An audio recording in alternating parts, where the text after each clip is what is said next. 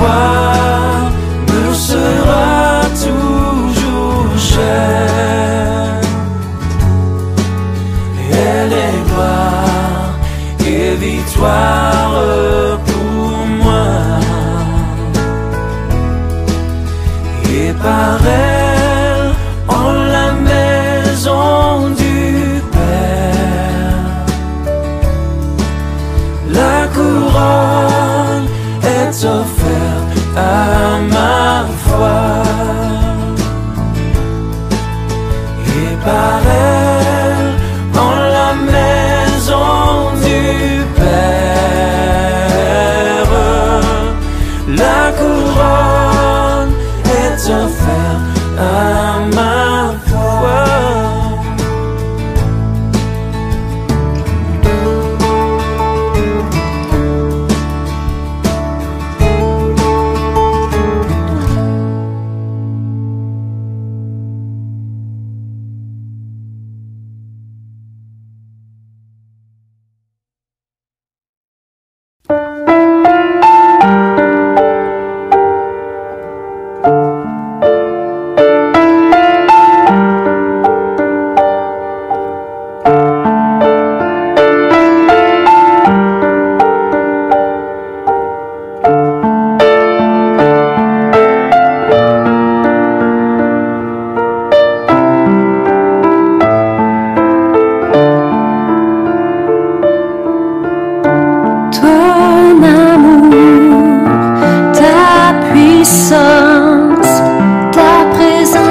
Dans ma vie,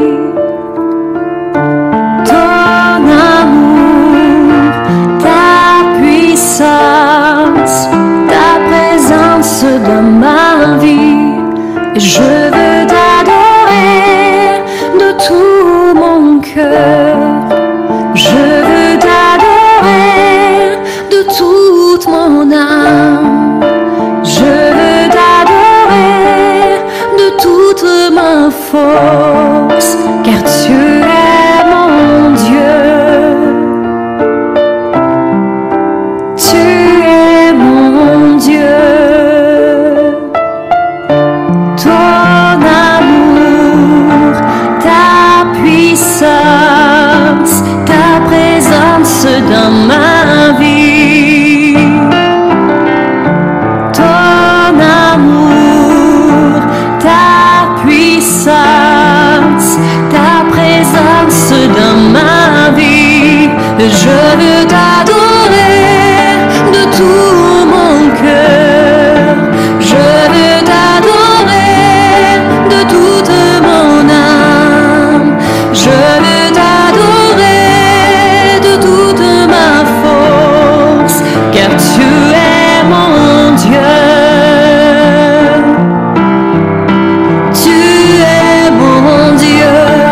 Je veux t'adorer de tout mon cœur, je veux t'adorer de toute mon âme, je veux t'adorer de toute ma force, car tu es mon Dieu. Tu es mon Dieu, tu es mon Dieu. Tu es mon Dieu.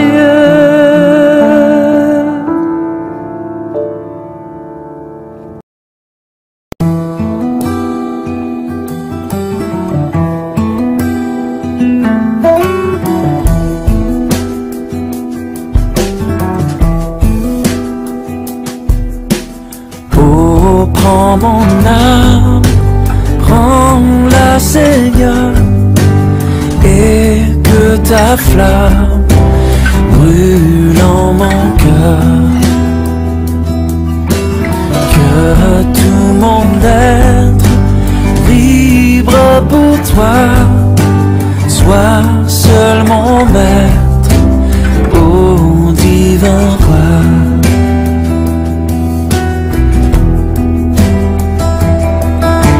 Source de vie, de paix, d'amour, vers toi je crie,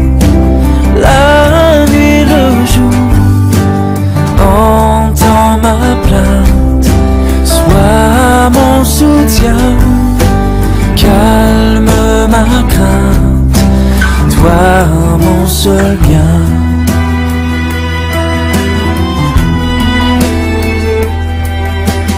Du mal perfide, oh garde-moi, viens, sois mon guide, chef de ma foi. Quand la nuit voile tout à mes yeux, sois mon étoile, brille des cieux. Source de vie, de paix, d'amour, vers toi je crie, la nuit, le jour. Entends ma plainte, sois mon soutien, calme ma crainte, toi mon seul bien. Oh, oh, oh.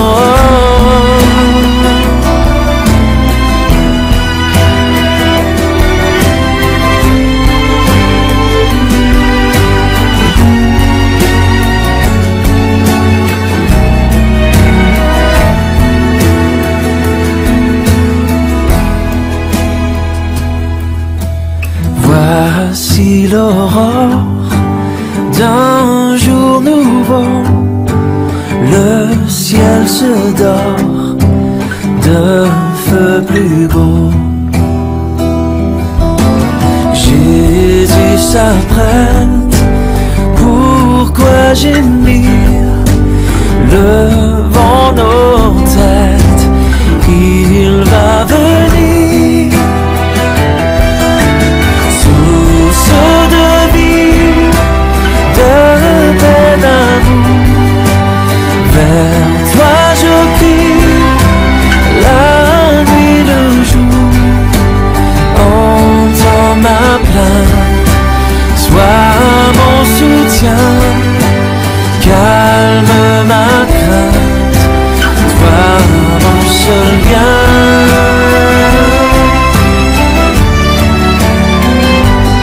Oh, vers toi je crie, la nuit, le jour. Entends ma plainte, sois mon soutien, calme ma crainte, toi mon seul bien.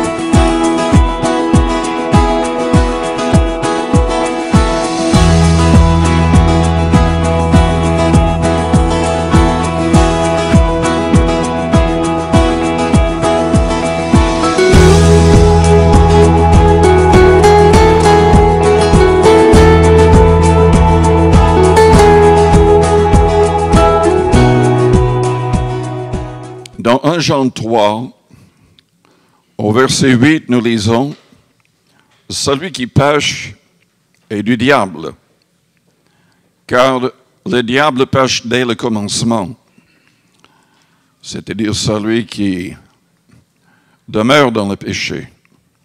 Le Fils de Dieu a paru afin de détruire les œuvres du diable. » Ensuite, dans Jean 10, au verset 9, « Je suis la porte, le Seigneur a dit, si quelqu'un entre par moi, il sera sauvé. Il entrera et il sortira et il trouvera des pâturages. Le voleur ne vient que pour dérober, le diable est un voleur. Il vient que pour dérober, égorger et détruire. Moi, je suis venu afin que les brebis aient la vie et qu'elles soient dans l'abondance. Je suis le bon berger. Le bon berger donne sa vie pour ses brebis. Prions le Seigneur avant d'aller plus loin. Père Céleste, nous te louons, nous te bénissons cet après-midi pour la vérité de ta parole.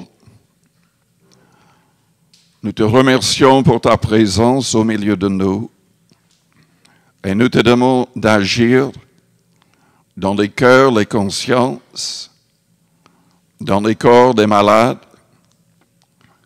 Seigneur, visite-nous, chaque personne ici dans cette salle. Sois glorifié au milieu de nous, au nom de Jésus-Christ de Nazareth. Amen. Vous pouvez vous asseoir. Cet après-midi, je voudrais parler de comment discerner les œuvres du diable. Jésus-Christ, selon notre texte, est venu détruire les œuvres du diable. Mais quelles sont ces œuvres? Selon Jean 10, il est surtout un voleur. Il veut voler tout ce que nous avons, tout ce que nous pouvons avoir en Jésus-Christ. Si nous devenons chrétiens, il va essayer de nous faire tomber le plus vite possible, nous pousser au désespoir. Il pousse énormément de gens au suicide. Il les aveugle.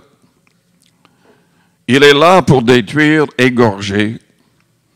Il n'y a que Jésus-Christ qui est venu pour nous donner la vie, et la vie en abondance. Dans Luc chapitre 8, nous voyons que le diable va venir en premier quand les gens sont touchés par la parole. Et il va tout faire pour les distraire, pour les éloigner de cette parole, pour que la parole n'entre pas dans leur cœur. Car vous savez, ce n'est pas assez de comprendre la Bible, de comprendre le message de salut. Il faut que cette parole entre dans nos cœurs. C'est uniquement les gens qui croient avec le cœur qui seront sauvés. C'est souligné dans Romains, chapitre 10, à partir du verset 9. Nous devons croire en Christ, qu'il est mort pour nos péchés, ressuscité pour notre justification, et nous devons le croire vraiment avec notre cœur. La Bible dit que les démons croient, mais ils ne seront pas sauvés. Ils tremblent parce qu'ils sont déjà condamnés.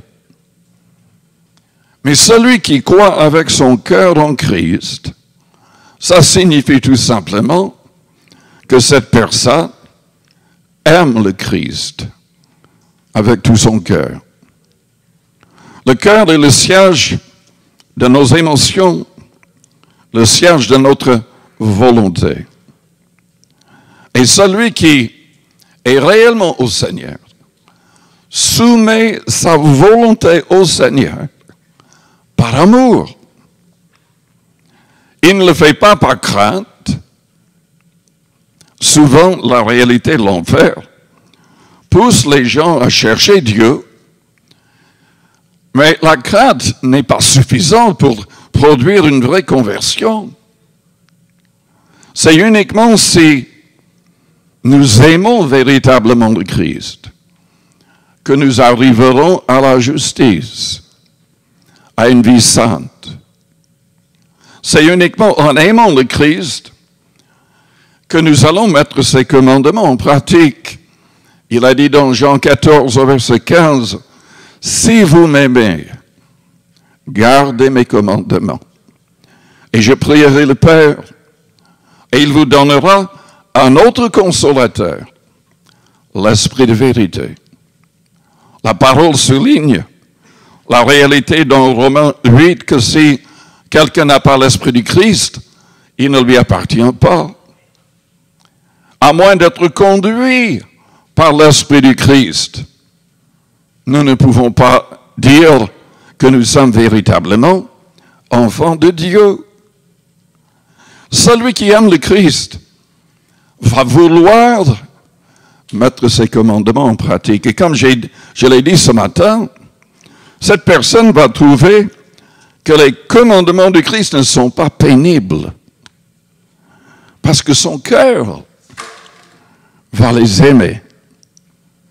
Parce que son cœur bat avec le cœur du Christ. Mais le diable, il fera tout pour éloigner les gens de la parole, de l'Église, des chrétiens, pour que cette parole n'entre pas dans leur cœur. Je vais lire le passage. Romains 8 au verset 13. C'est la parabole du semeur. Je ne vais pas lire tout, mais simplement ce qu'il a dit à partir du verset 11, quand il a expliqué cette parabole. Voici ce que signifie cette parabole. La semence, c'est la parole de Dieu. Ceux qui sont le long du chemin, ce sont ceux qui entendent. Puis le diable vient et enlève de leur cœur la parole, de peur qu'ils ne croient et soient sauvés. Cette parole doit demeurer dans nos cœurs. Le diable fera tout pour enlever cette parole de nos cœurs. Parce qu'il ne veut pas que qui que ce soit croie et soit sauvé. Le verset 13 dit, ceux qui sont sur le roc, ce sont ceux qui, lorsqu'ils entendent la parole, la reçoivent avec joie, mais ils n'ont point de racines. Ils croient pour un temps et ils succombent au moment de la tentation. Pourquoi est-ce qu'ils n'ont pas de racines? Enfin, le diable va toujours être à l'œuvre. Il va tout faire pour que la personne n'ait pas le temps de lire et de méditer la parole. Il va tout faire pour que la personne soit attirée par une autre personne, par des choses du monde. Le premier psaume souligne l'importance d'avoir des racines. Si nous n'avons pas de racines, nous tomberons sûrement. C'est indispensable d'avoir des racines spirituelles. Heureux l'homme qui ne marche pas selon le conseil des méchants, qui ne s'arrête pas sur la voie des pécheurs et qui ne s'assied pas en compagnie des moqueurs, mais qui trouve son plaisir dans la loi de l'Éternel et qui la médite jour et nuit. Mais le diable va pousser les âmes à vouloir lire d'autres livres ou à passer leur temps devant la télé ou devant l'ordinateur. Il va tout essayer. Je l'ai dit dans un autre message. Le diable et ses démons ne sont pas inquiétés par la conversion des gens. Parce qu'ils se disent, nous avons le temps. Oui, ils croient en Christ maintenant, mais nous allons tout faire pour le décourager, pour l'éloigner de l'Église des chrétiens. Nous avons notre plan. Oui, le diable a un plan pour vous. Il va essayer jusqu'au dernier souffle de votre vie de voler votre âme. Et nous devons avoir des racines. Nous devons trouver notre plaisir dans la loi de l'Éternel. Nous devons la méditer jour et nuit. Celui-là est comme un arbre planté près d'un courant d'eau, qui donne son fruit en sa saison, et dont le feuillage ne se flétrit point, tout ce qu'il fait lui réussit. Tout. Quand nous suivons les plans de Dieu dans sa parole, nous allons réussir. Mais les personnes qui n'ont pas de racines, ce sont des gens qui reçoivent la parole avec joie. Et combien de personnes est-ce que nous avons vues? Nous les avons baptisés. Ils ont témoigné avec beaucoup de joie. Quelques mois plus tard, 1 ou 2 ans plus tard, on ne les voit plus. Parce que ces gens n'avaient point de racines. Parce que ces gens n'ont pas persévéré dans la parole. Ils reçoivent la parole avec joie, mais ils n'ont point de racines. Ils croient pour un temps, mais ils succombent au moment de la tentation. Ce qui est tombé parmi les épines, ce sont ceux qui, ayant entendu la parole, s'en vont et la laissent étouffer par les soucis. Mais qui va susciter les soucis? Vous pouvez être sûr et certain que le diable et ses démons vont susciter, ils vont tout essayer pour que vous ayez des soucis. Et nous devons lui résister avec une foi ferme, la Bible dit. Nous devons, selon Marc 11, à partir du verset 20, utiliser la parole de la foi dans la prière. Et quand nous prions, nous ne devons pas douter. Si nous ne doutons point, nous verrons l'accomplissement de ce que nous demandons. Ils s'en vont et la laissent étouffer par les soucis, les richesses. Je l'ai dit ce matin, c'est la volonté de Dieu qu'on prospère, en tout cas, qu'on ait assez d'argent pour donner à ceux qui sont dans le besoin. Mais c'est en travaillant de manière honnête, avec nos mains, avec l'idée d'aider les autres. Les gens qui tombent dans le piège de l'égoïsme, de l'égocentrisme, pêchent contre l'Éternel et tombent dans les pièges du diable. Nous devrions travailler pour les autres.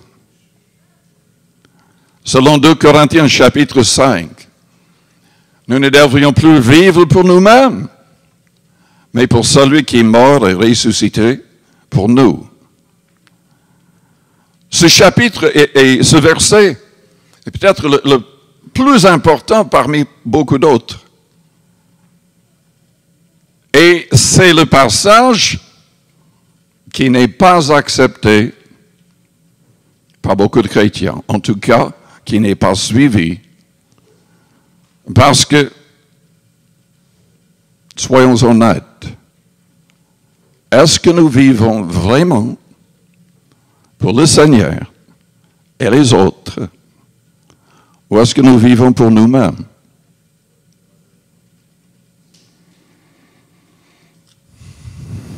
Paul voulait que le jeune Timothée, qui était prédicateur, vive pour le Seigneur.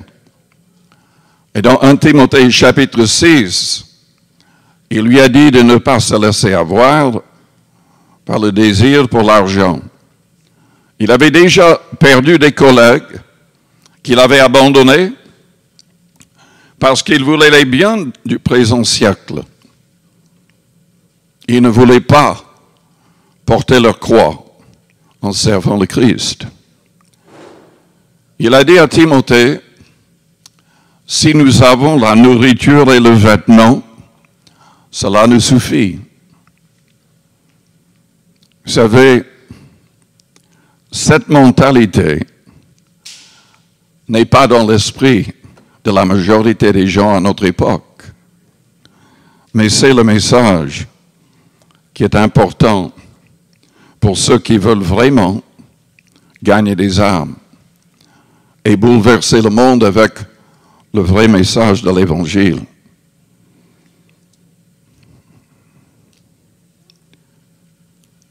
Lisons plus loin. Ils sont troublés par les soucis, les richesses. Le diable va nous tenter. Il va tout essayer. Je vous ai dit que je me suis converti à l'âge de 9 ans. C'était aux même époque où j'ai commencé à jouer de la clarinette. Et j'ai dit au Seigneur, si tu m'aides à jouer bien, je jouerai uniquement pour toi. Je ne jouerai pas dans le monde pour de l'argent. Je jouerai uniquement ce qui va te glorifier. Et à partir de l'âge de 12 ans, j'ai commencé à donner des concerts un peu partout, de musique religieuse, avec un ami qui est devenu aussi pasteur.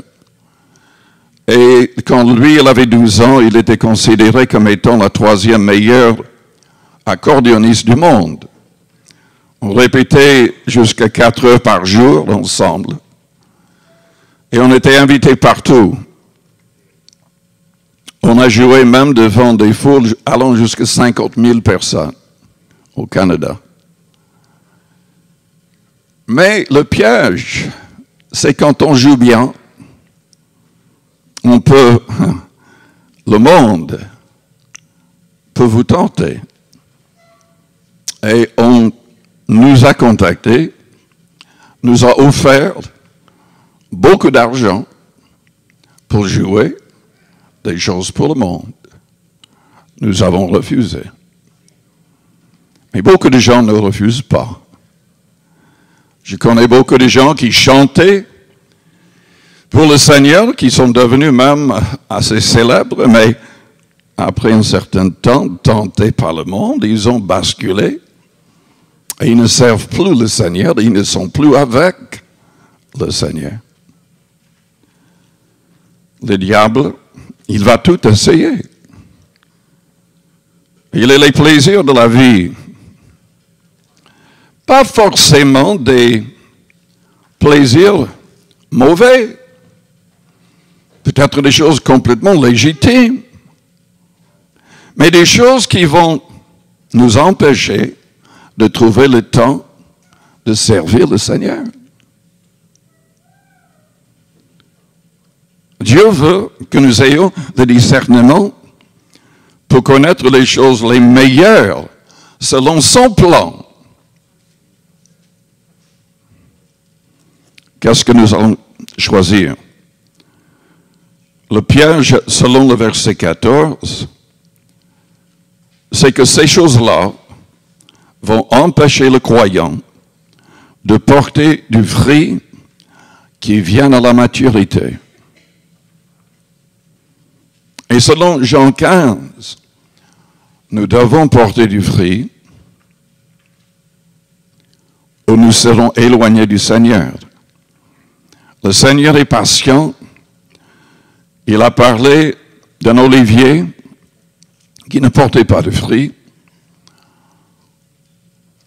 Le maître disait, mais coupe-le. Le serviteur, qui est symbolique du Seigneur Jésus-Christ, a dit, non, donne-moi le temps. Donne-moi encore 3 ans. Je ferai le nécessaire pour que l'arbre porte du fruit. Je vais en prendre soin. Mais si, après les 3 ans, il n'y a pas de fruit, je le couperai. Jésus en parle dans Jean 15. Nous pouvons être éloignés de Dieu parce qu'on ne porte pas de fruit. Nous devons porter le fruit de l'esprit. Selon Galates 5, et peut-être que je devrais lire la liste, mais il y a aussi le fruit du juste. Selon Proverbe 11, verset 30. c'est le fait de gagner des âmes et de s'occuper des âmes. Le sage s'empare des âmes. Et évidemment, pour prendre soin des âmes, pour gagner des âmes, nous devons porter le fruit de l'esprit, qui selon Galates 5 au verset 22 est, enfin la Bible dit, mais le fruit de l'esprit, c'est l'amour, la joie, la paix, la patience, la bonté, la bénignité, la fidélité, la douceur, la maîtrise de soi. Verset 24 dit, ceux qui sont à Jésus-Christ ont crucifié la chair avec ses passions et ses désirs. Lisons dans Luc au chapitre 14. Qu'est-ce qui est nécessaire pour être un vrai disciple? Selon le verset 26, pour venir au Christ,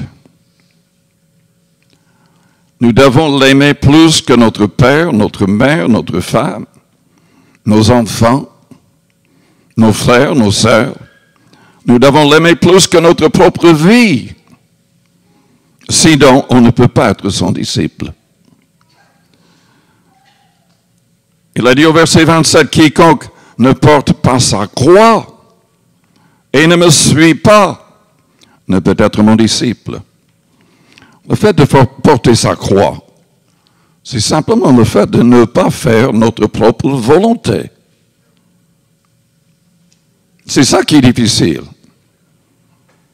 Nous voulons vivre selon nos propres idées, selon nos propres désirs, au lieu de suivre le Seigneur avec son plan. Au verset 33, ainsi donc, quiconque d'entre vous ne renonce pas à tout ce qu'il possède ne peut être mon disciple. Là, il n'est pas question de donner la dîme, mais tout. Tout. Oui, le Seigneur a demandé à différentes personnes de tout donner. Absolument tout.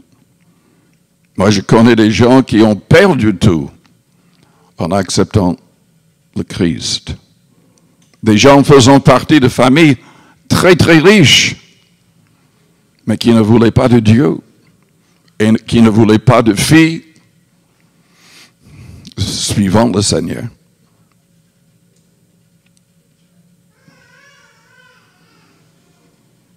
Revenons à Luc 8.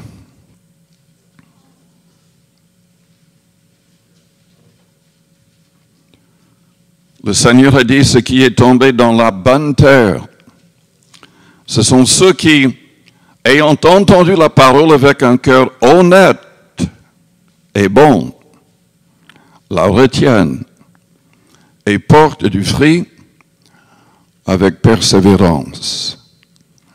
Vous savez, il y a énormément de gens qui lisent la Bible de manière malhonnête. Il y a des gens qui cherchent des passages, qui tordent les passages pour que ça semble être en accord avec leurs idées perverses. Nous devons porter du fruit avec persévérance. Vendredi, j'ai parlé de l'importance de la persévérance.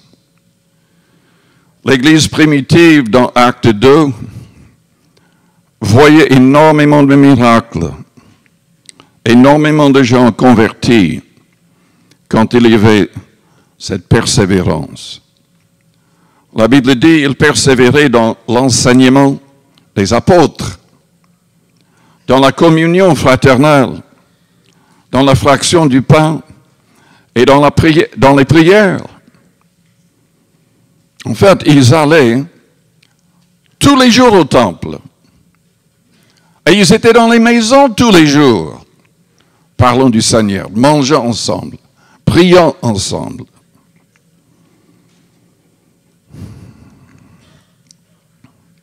Et Dieu accomplissait toutes sortes de miracles. Et en plus, les apôtres n'avaient pas besoin de parler de la dîme, parce que de manière spontanée, beaucoup donnaient tout. Absolument tout. Ils mettaient tout en commun pour une raison précise. Les 3000 âmes qui se sont converties le jour de la Pentecôte n'étaient pas de Jérusalem. Ces gens se sont arrêtés parce qu'ils étaient étrangers à Jérusalem pour la fête juive de la Pentecôte. Quand ils entendaient les apôtres louant Dieu dans leur propre langue, ils se sont arrêtés pour écouter. Et Pierre s'est levé, et 3000 âmes se sont converties. Il fallait absolument que ces 3000 personnes restent à Jérusalem assez longtemps pour recevoir l'enseignement des apôtres avant de retourner chez eux.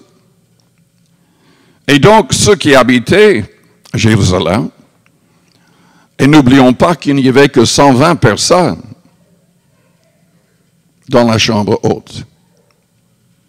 Ces 120 personnes ont commencé à vendre leur propriété, des terrains qu'ils possédaient, et placer la totalité de l'argent aux pieds des apôtres pour que ces 3000 personnes puissent rester, être logées, manger assez longtemps pour être instruits correctement. Quand on est rempli de l'esprit comme eux le jour de la Pentecôte, on a envie d'aider les autres. On a envie de tout donner, de faire le maximum pour que tous rencontrent le seul vrai sauveur, qui est Jésus-Christ. Mais le diable sera toujours là. Il y avait l'église à Éphèse, mentionnée dans Acte 19. Pierre, ou plutôt Paul, a rencontré 12 hommes baptisés par Jean-Baptiste.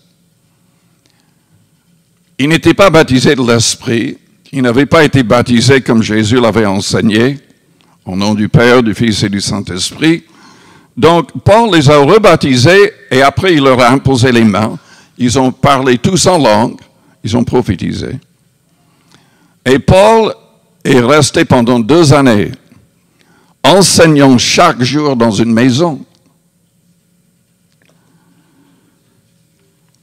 Ceux qui ont été enseignés sont partis évangéliser toute l'Asie mineure en 2 ans, pendant ces 2 années. C'était extraordinaire. L'église à Éphèse était puissante. C'est là où il y avait Marie, après un temps, mère du Seigneur, l'apôtre Jean.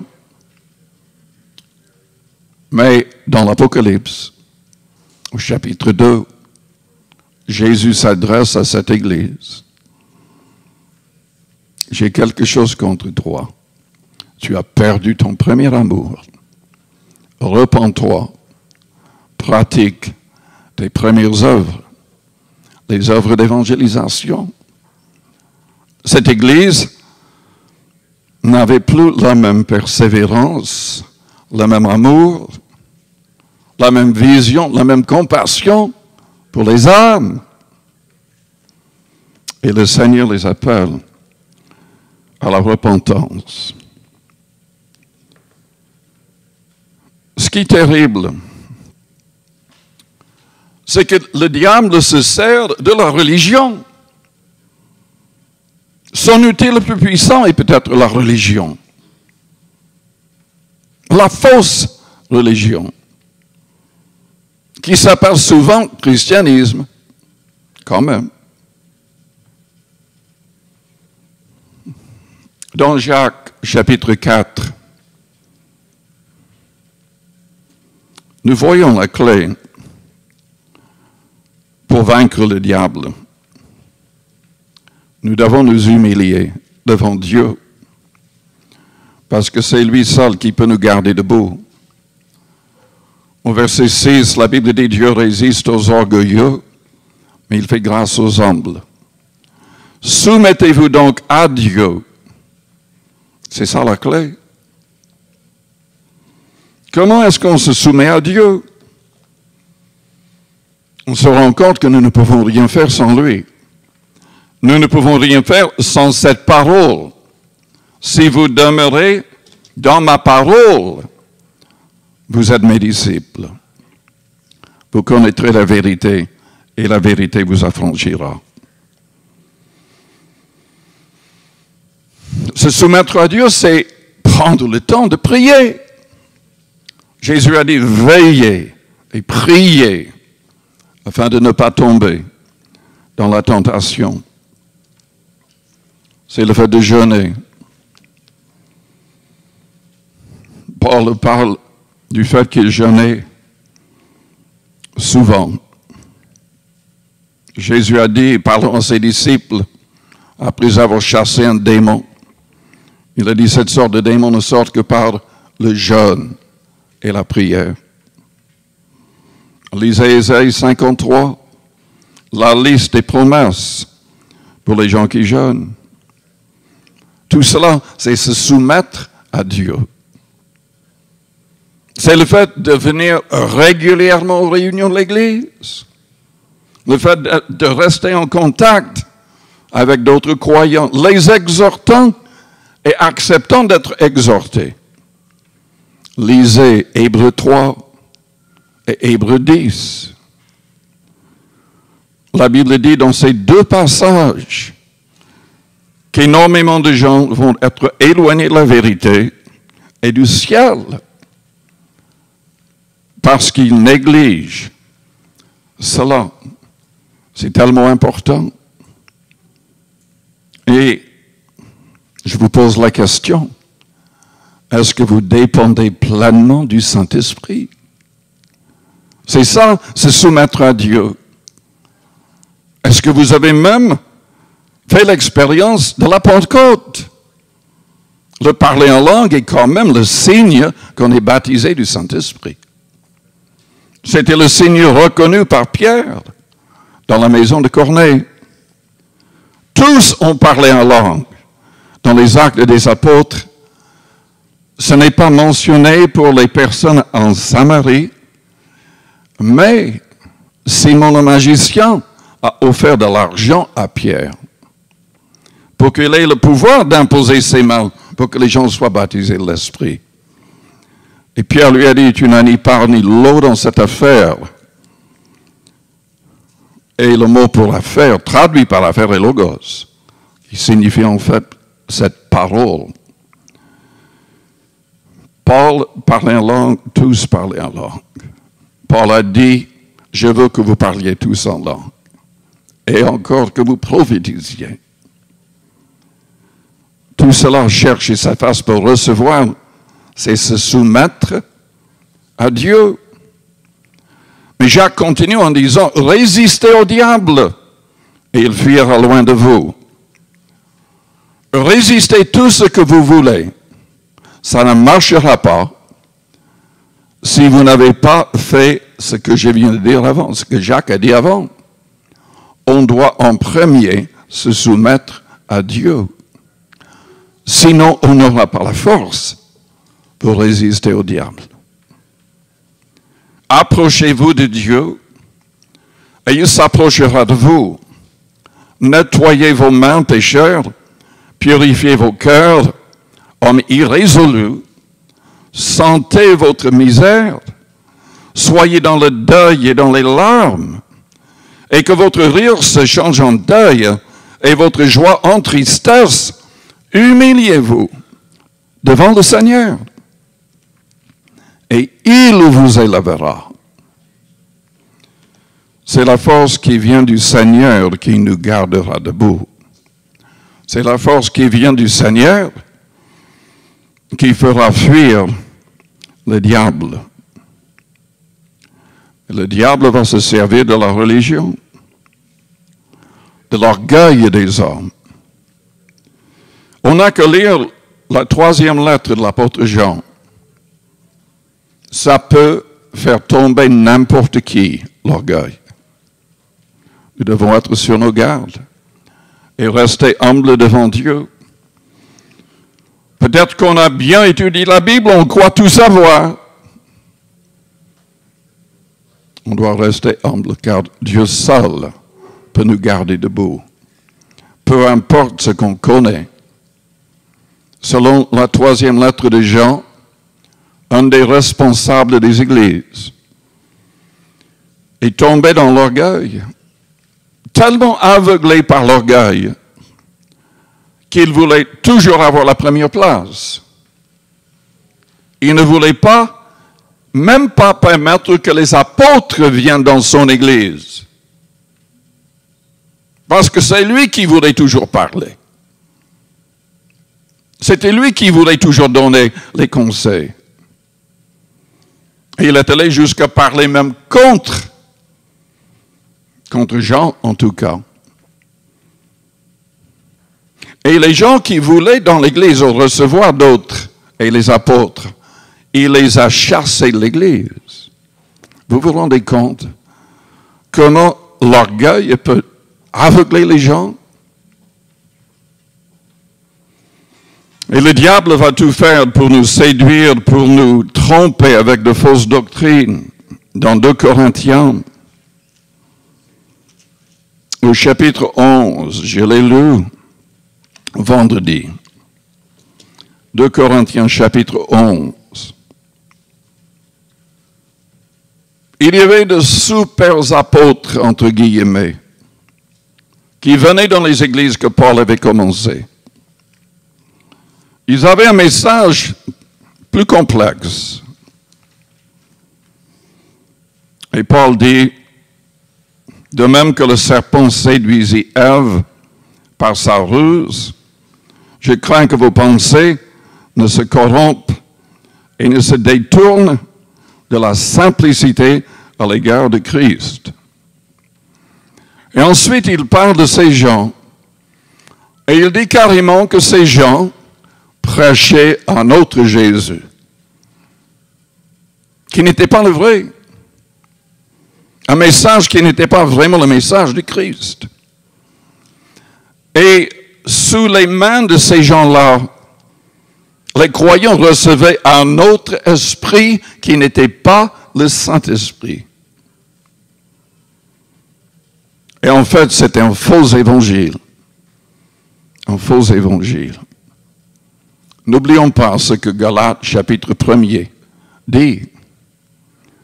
Si on change le message de l'évangile, même un peu, si les apôtres revenaient avec un autre évangile, si un ange du ciel venait avec un autre évangile, Paul a dit qu'il soit anathème, maudit, damné pour l'éternité.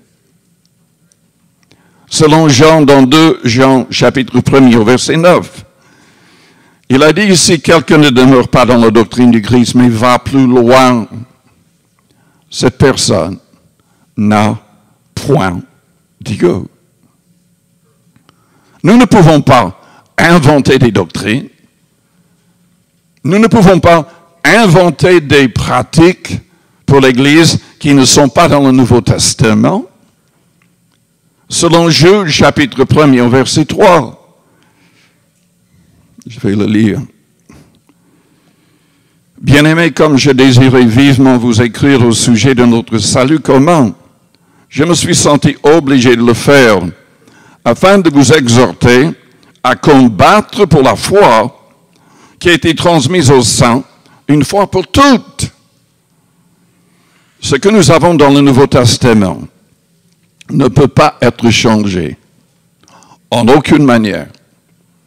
Selon 1 Corinthiens chapitre 15, les premiers versets, même si on change les termes utilisés par les apôtres, on risque que notre foi soit vaine. Mais le diable va tout faire pour nous séduire.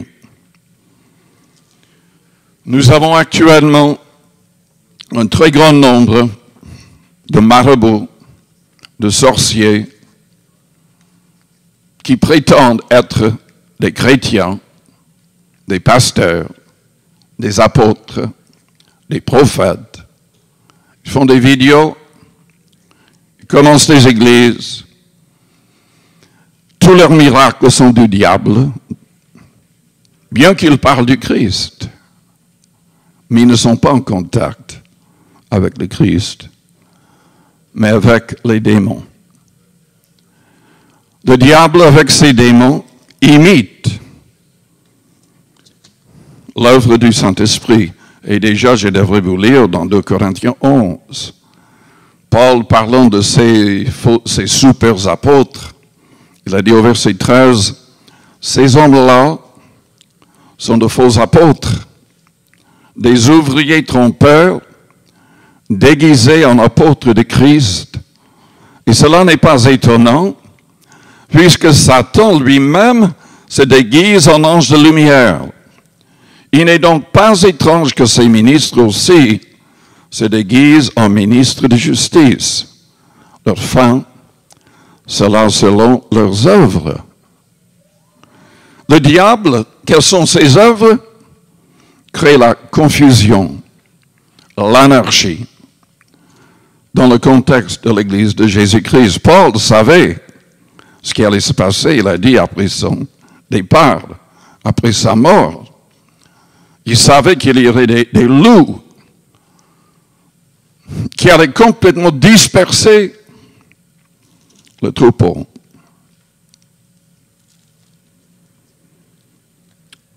Nous devons être continuellement sur nos gardes. Le diable va tout essayer. Jésus a dit, parce que l'iniquité se sera accrue, l'amour du plus grand nombre se refroidira. Lisons un instant dans 1 Timothée, chapitre 4.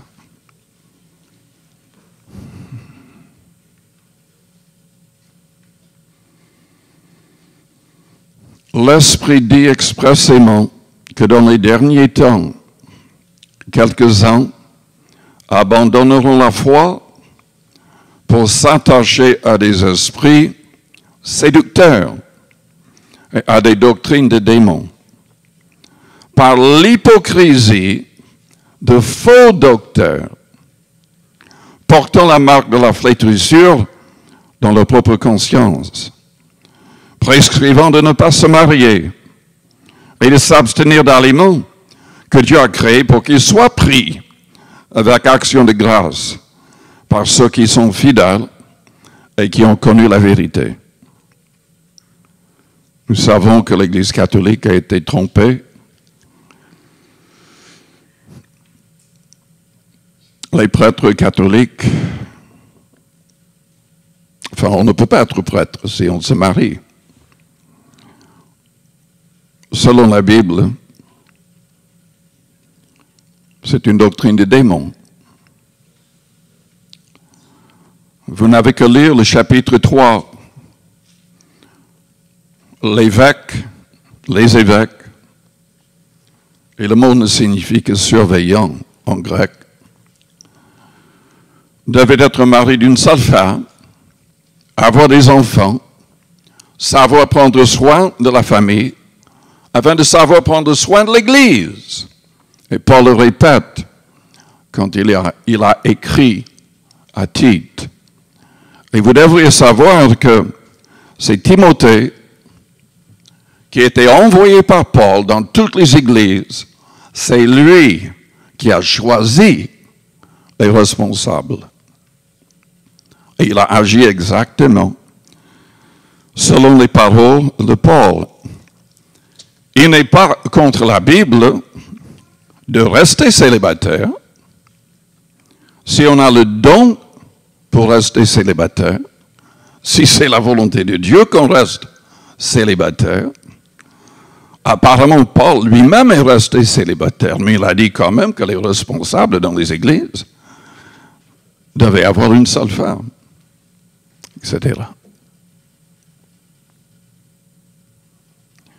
faire l'opposé de cela, selon la Bible, est une doctrine de démon.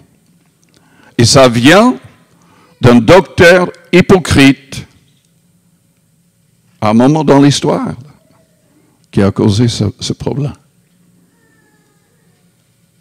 Paul disait carrément, il a dit qu'il avait le droit de se marier et de voyager avec sa femme, exactement comme Pierre et tous les autres apôtres faisaient. Ils étaient mariés, presque tous. Paul a dit, pour éviter l'impudicité, que chacun ait sa femme, que chaque femme ait son mari.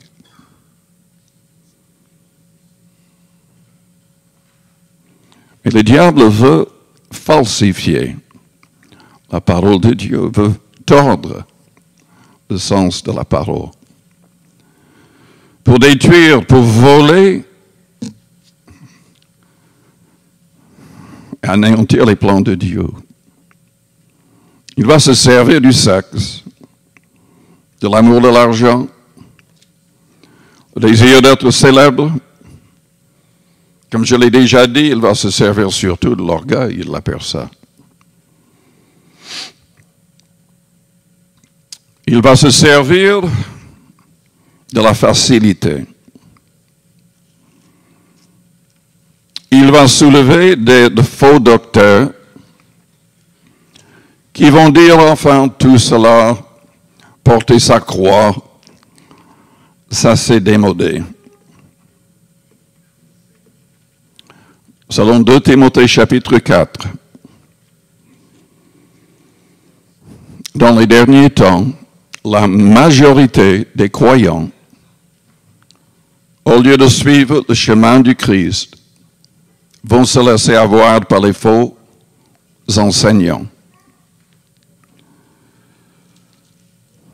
Paul a dit à Timothée, je t'en conjure devant Dieu et devant Jésus-Christ, qui doit juger les vivants et les morts, et au nom de son apparition et de son royaume, prêche la parole, insiste en toute occasion, favorable ou non, reprend, censure, exhorte avec toute douceur et en instruisant, car il viendra un temps où les hommes ne supporteront pas la saine doctrine, mais ayant la démangeaison d'entendre des choses agréables, ils se donneront une foule de docteurs, selon leur propre désir, détourneront l'oreille de la vérité et se tourneront vers les fables.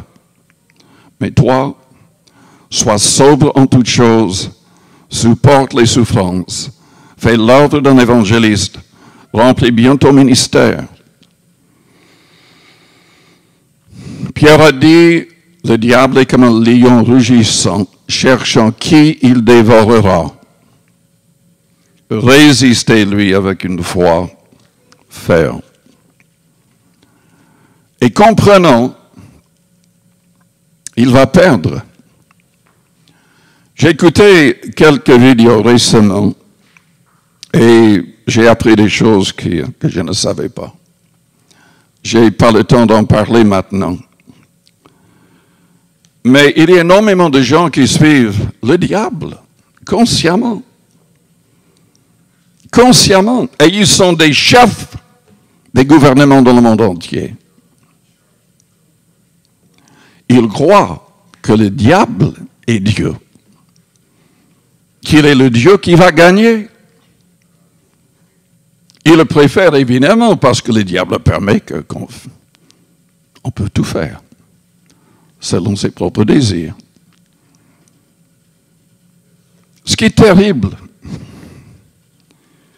c'est que selon l'Apocalypse 20, au retour du Christ, le diable sera enchaîné. Il sera dans les chaînes pendant 1000 ans. La Bible dit que Christ va régner sur la terre pendant ces 1000 ans avec les personnes qui ont été fidèles toute leur vie, marchant avec lui, les vrais croyants. Mais après ces 1000 ans, Satan sera relâché. C'est au chapitre 20, au verset 7. Quand les 1000 ans seront accomplis, Satan sera relâché de sa prison. Et il sortira pour séduire les nations qui sont aux 4 coins de la terre, Gog et Magog, afin de les rassembler pour la guerre. Il faut que vous sachiez que Gog et Magog, c'est la Turquie, où se trouvent les 7 églises mentionnées dans l'Apocalypse. Mais il s'agit, à la fin des temps, ici, après les 1000 ans, le diable va rassembler ces nations pour la guerre. Leur nombre est comme le sable de la mer. Et ils montèrent sur la surface de la terre, et ils investirent les camps des saints et la ville bien-aimée, Jérusalem. Mais un feu descendit du ciel et les dévora. Et le diable qui les séduisait fut jeté dans les temps de feu et de soufre, où sont la bête et le faux prophète. Et ils seront tourmentés jour et nuit au siècle des siècles. Pour moi, c'est inimaginable. Mais après 1000 ans de règne du Christ, beaucoup de gens vont se laisser séduire de nouveau par l'adversaire et seront détruits avec lui. En fait, tous qui n'auront pas leur nom écrit dans le livre de vie seront jetés dans le même étang de feu, selon la fin du chapitre. Terrible.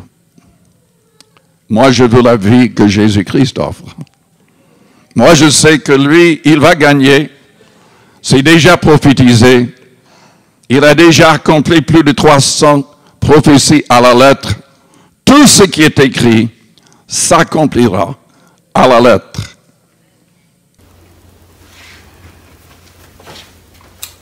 Je voudrais vous inviter, si vous avez envie de saisir la vie éternelle, si vous voulez entrer dans une relation glorieuse avec le Christ, je vous invite à répéter une prière après moi. Si vous priez avec votre cœur, si vous priez avec une pleine foi, Dieu va agir. Il va vous pardonner. Il va changer votre vie. Si vous décidez, à partir de ce jour, de devenir un vrai disciple du Christ, chassant tout péché de votre cœur et de votre vie, et décidant de mettre en pratique tous les commandements du Christ, Dieu vous bénira, il vous transformera, il vous donnera la justice, la paix et la joie par son Esprit Saint. Si c'est votre désir, répétez après moi cette prière. Fermez vos yeux, pensez à Dieu, que bien qu'invisible, nous pouvons voir sa gloire selon la parole. Jésus est à sa droite, il intercède pour nous. Priez avec foi, en répétant cette prière.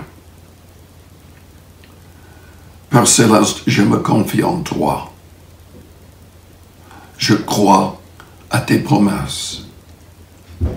Je proclame ma foi en Jésus-Christ. Il s'est donné volontairement sur la croix, selon les prophéties, selon ton plan. Et tu l'as ressuscité le 3e jour. C'était pour ma justification. C'était pour mon salut. C'était pour que je puisse être avec toi, ayant la vie éternelle. Je te demande pardon pour mes fautes, pour mes égarements, mes iniquités. Pardonne-moi et donne-moi la force d'abandonner tout péché et toute habitude mauvaise. Que ton Esprit Saint entre en moi, chasse de moi tout esprit mauvais et impur. Que je puisse te plaire en toutes choses. Seigneur Jésus-Christ, sois mon Seigneur, le maître de chaque détail de ma vie. Je choisis de renoncer à tout et à tous pour te suivre. Je place tout à tes pieds. Remplis-moi de ton Esprit Saint. Remplis-moi de ton amour divin, que je puisse aimer même mes ennemis, que je puisse accomplir ta volonté sur terre, ne plus vivant pour moi-même, mais pour toi et les autres. Je te dis merci, car je ne doute point de tes promesses. Tu as promis de me pardonner et de me purifier. Seigneur, je te donne mon cœur et toute ma vie. Conduis-moi par ta parole et par ton Esprit Saint. Merci Père. Merci Seigneur. Jésus-Christ. Amen. Je voudrais prier pour vous maintenant, moi-même. Et je voudrais prier aussi pour les personnes qui sont peut-être malades physiquement. Jésus-Christ, enfin la Bible est remplie de promesses concernant la guérison divine. La parole nous enseigne dans Ésaïe 53 et dans 1 Pierre chapitre 2 que Jésus-Christ a souffert sur la croix aussi pour que nous ayons la possibilité d'être guéris. Par ces meurtrissures, nous sommes guéris, la Bible déclare. Si vous le croyez, si vous ne doutez point, et si vous priez avec moi, si vous acceptez ma prière pour vous, vous verrez l'accomplissement, comme il a promis dans Marc chapitre 11. Donc, si vous êtes malade, placez votre main sur votre cœur, comme un acte de foi, ou sur votre corps, ailleurs où vous souffrez, et recevez de la part du Seigneur Jésus-Christ la guérison divine. Prions. Père Céleste, je prie en premier pour les personnes qui ont demandé que tu pardonnes, que tu les transformes. Je te remercie, Père, car je sais que tu vas le faire. Tu es en train de le faire. Que ces personnes puissent persévérer pour être pleinement purifiées, transformées.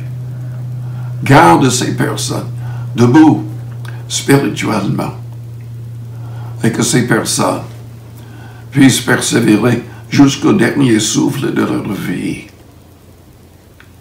Que toutes ces personnes soient plus que vainqueurs et des personnes qui aident les autres à se convertir. Que ces personnes soient des modèles de foi, de pureté et de puissance grâce au jeûne et à la prière, grâce à la réception du Saint-Esprit et en se laissant conduire par ton Esprit Saint. Je prie, Seigneur, aussi pour les malades. Fais grâce selon tes promesses et tends ta main. Que toutes ces personnes ressentent à l'instant ta présence, la présence de ton Esprit Saint, agissant dans leur corps, que toute trace de maladie disparaisse, que les douleurs disparaissent. Au nom du Seigneur Jésus-Christ de Nazareth. Merci, Père. Merci, Seigneur. Amen. Parfois, Dieu guérit instantanément et complètement. Parfois, il déclenche le processus de guérison et c'est à nous de ne point douter, même si des symptômes persistent un certain temps. Si nous ne doutons pas, selon le Christ, nous verrons l'accomplissement de nos prières. Je vous invite à lire les promesses dans les psaumes et dans les évangiles. Persistez chaque jour, lisez et remerciez Dieu.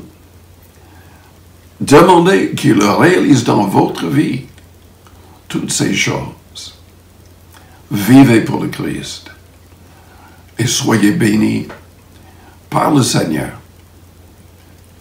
d'une manière extrême. Oui, que le Seigneur vous bénisse. Amen.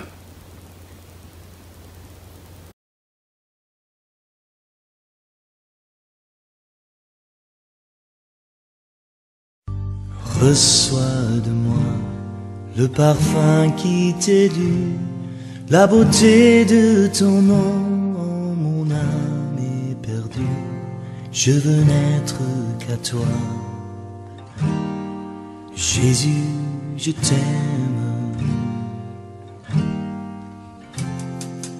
Reçois du peu que je trouve à donner, tout l'amour que mes yeux n'ont pas su te montrer. Je veux n'être qu'à toi. Jésus, je t'aime. Rien n'est plus beau que ton nom, rien n'est plus saint que le sang du pardon. Je veux n'être qu'à toi. Jésus, mon roi, je ne veux rien que vouloir te louer, adorer ton saint nom et ta fidélité. Je veux n'être qu'à toi. Jésus, je t'aime. Je veux porter la vie à ta croix, les pensées de mon cœur dans le cœur de tes doigts. Je veux n'être qu'à toi. Jésus, je t'aime. Rien n'est plus beau que ton nom, rien n'est plus saint que le sang du pardon. Je veux n'être qu'à toi. Jésus, mon roi.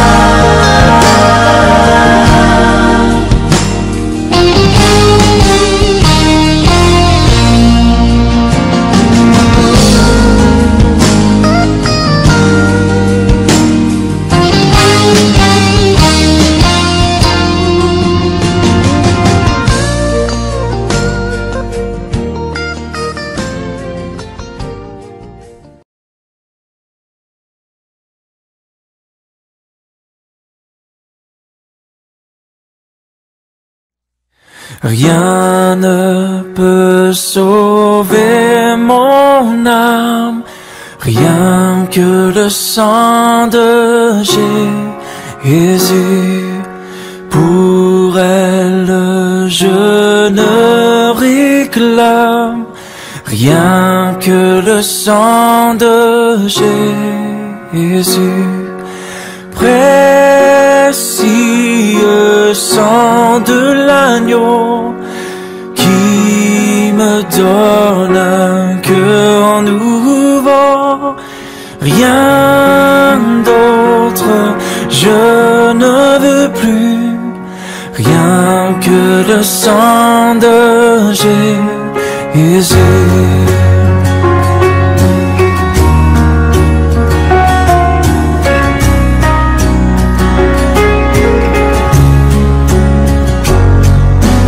Pour mon pardon je ne vois rien que le sang de Jésus. Pour mon salut je ne crois rien que le sang de Jésus.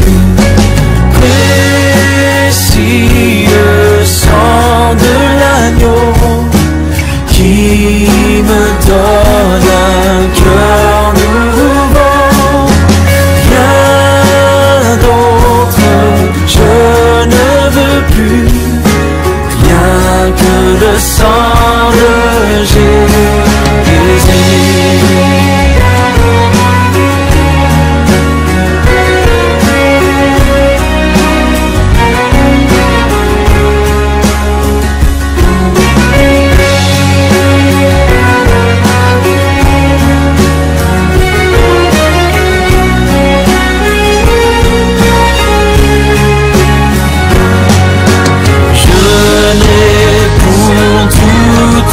Espérance, rien que le sang de Jésus, pour appui, pour confiance, rien que le sang de Jésus.